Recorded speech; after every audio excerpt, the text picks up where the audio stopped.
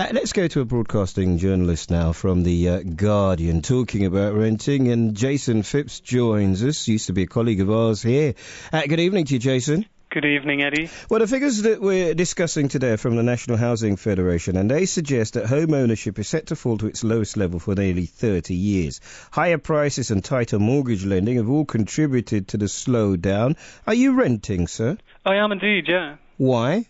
Well, I've been renting ever since I lived in London, really, and partly that was like I came to London with nothing and studied here and ended up with a bit of debt, and it's taken me a very long time to slowly scrap together a deposit, and every time I had enough for the deposit, it would rise a little bit more, and I would be sent back by some one of my savings counsellor or a mortgage advisor and told to scrap together another $5,000, and it would have moved on another $10,000. So I've been constantly chasing my tail there. I wonder about this one, Jason, because people would have you believe that it's more difficult now to get a house than it's ever been. But when I talk to people, it's always been difficult to get your first foot on that ladder. It's always been challenging. Are you bitter at all? No, I don't think I'm bitter. I mean, I do understand that, and I do understand that there was probably a very wise time to do that, and there was a very wise time to buy your council flat, like the previous caller Jeffries pointed out about a lot of the African Caribbean community in here having a real winner on their hands and maybe being able to move back home. But by and large, the truth is that renting has always given me a huge flexibility in my life, and if I look around now, I definitely have to say a few grayer hairs than a lot of my contemporaries, a lot of my friends who've got young families who are facing, if not unemployment, then very little work on the ground, work in the media, and so a lot of us are freelance, and it's not a very secure sector, as you well know, Eddie, and so they're high stakes for that kind of very romantic idea that we can all own our home. But I get the sense from listening to you, Jason, that it's still aspirational. It's still the thing that you will do when you eventually grow up. Well, I think it is aspirational in this culture, and even in my own culture. I mean, to be honest with you, I've spent years fending off my in-laws who've tried to push me and my wife into buying a property, and we literally could have been in trouble a few years ago because we went pretty far down the line. And I mean, I calculated roughly that I'd be about 30,000 in negative equity now if that had gone through. And instead of having 30,000 in debt, I have 30,000 in credit, if you know what I mean. Unfortunately, interest rates mean it doesn't matter a damn how much you save nowadays. You're not going to be rewarded for saving in any way. And the two things are tied a bit: interest rates, obviously, and the push to move you into the mortgage sector are both related, aren't they? Yeah, I mean, you sound like Simon Lederman. Simon Lederman, of course, works here, and he's the amateur expert in financial matters. And ever since I came in, it will be 10 years next year. He said he's waiting for the right time. Do you think you'll ever buy, Jason? Finally. I don't know, maybe I think I'll be part of that generation that maybe inherits a house, maybe from a parent that passes on, or maybe that's why I'm part of that generation. But I mean, the truth is, I would really like to see, if I'm a part of a generation who can't buy, who won't ever own a home, can I at least be part of a generation like in Germany, where I'm given proper tenancy rights? Now, I have a very good landlord, but it's just luck that I've got a good landlord. I would like a guarantee that I have a right to live in an area, send my kids to the local school, and not be shoved out after 3 to 6 months. Always great talking to you. Best of luck to you, Jason Phipps. They're a broadcast journalist at The Guardian, talking to us about renting. Does it hit home with you? Is it aspirational? Do you live in council accommodation, private rented accommodation? Is that what you want? Or maybe you've been saving up. How much have you saved? Have you borrowed money? And maybe those of you who are a little bit older, how did you get your first house? How did you do it? Was it difficult? How difficult was it? Did people lend you money? Did you save forever and ever? Amen.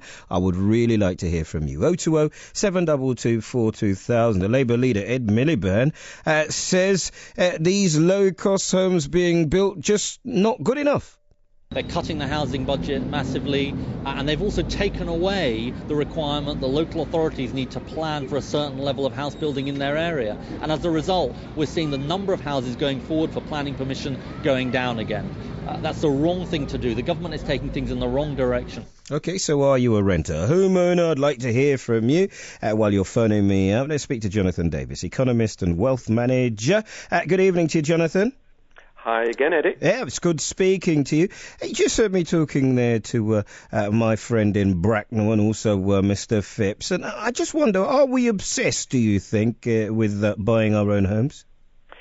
The statistics don't imply so, because across Europe, in most countries, there's a higher percentage owner occupation than the United Kingdom. Germany and Switzerland stand out as, shall we say, renting countries, whereas everyone else is a buying country. That doesn't mean that people don't want to. The fact that you don't have a house doesn't mean that you don't want one, does it? No, it doesn't. And if there is a demand for property, it is not a demand for somewhere in which to live, because that's clearly sorted out by renting or buying. It doesn't really matter. It's a demand to get onto borrowing vast amounts of money, putting it into property and hoping that it's going to make you money. Which is different. There's so much demand. Yeah, which is a completely different thing. Somewhere to live and somewhere to make money is completely different. I mean, I've been talking about the cost of it, and I'm wrong probably, because certainly according to the National Housing Federation, they suggest it's to do with a shortage of places to live. Does that resonate with you?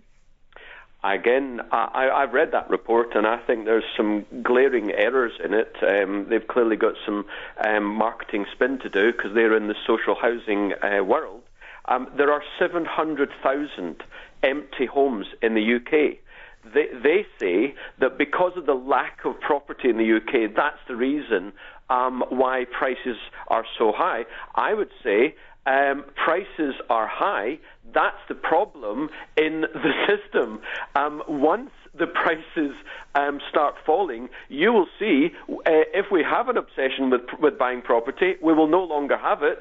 And also, the problem with lack of property will right itself, because people will be able to actually buy at sensible prices. Yeah, but there are people, and I've spoken to so many of them, that 0.5% is the interest rate, and they have mortgages now so much cheaper than you'd ever be able to have if you were renting. Absolutely,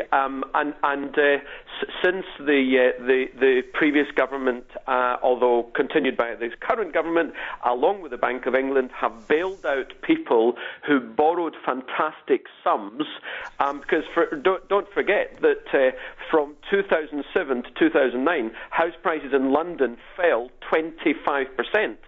Then they bailed out the banks and slashed the interest rate from 5% to, as you say, 0.5%, and promptly London came back up again. However, isn't it fascinating that prices are no longer rising in London, and yet we have the lowest interest rates in 400 years of the Bank of England? And the reason for that is because actually the reason for the bubble in the first place was easy lending. There is no easy lending any longer, and there won't be for years, if not decades, because the banks are insolvent. Thank you so much. Jonathan Davis, we'll talk again soon. Jonathan, appreciate your time. Economist and wealth manager. I want to hear from you.